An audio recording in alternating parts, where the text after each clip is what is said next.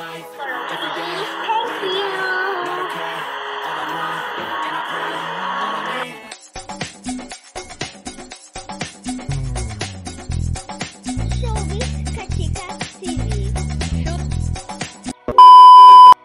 mga kachika!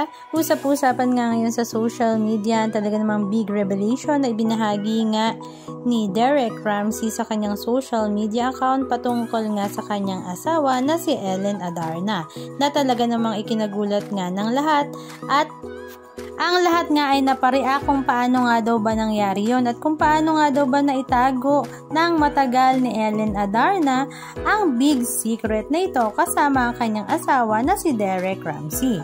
Hindi nga kinakitaan ng anumang senyales si Ellen Adarna na siya pala ay nagdadalang tao para sa kanyang second baby sa asawa na si Derek Ramsey dahil hindi naman nakita na lumaki ang tiyan nito at the same time ay hindi rin naman siya tumaba.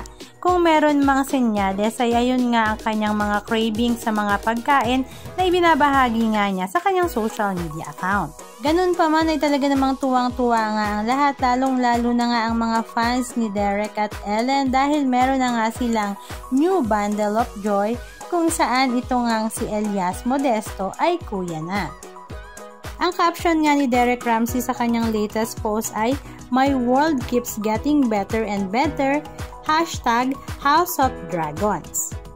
With matching picture nga ni Ellen Adarna na naka-hospital gown at may hawak-hawak na newborn baby. Kasama rin nga dito si Elias Modesto at kitang-kita nga sa kanyang mga mata ang excitement na makita at mahawakan ang kanyang kapatid. At ayon naman kay Karen Davila sa comment section, ang babing ito nga daw ay made in Antarctica. Halika at basahin natin ang ilan sa mga reaksyon ng mga kaibigan ni Ellen at Derek Ramsey sa loob at labas ng showbiz industry.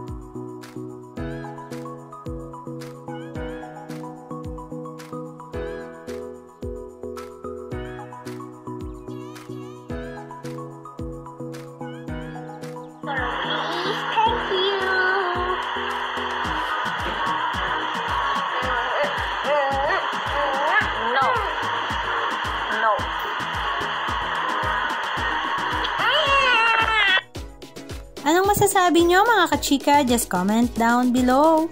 And please don't forget to subscribe. Thank you!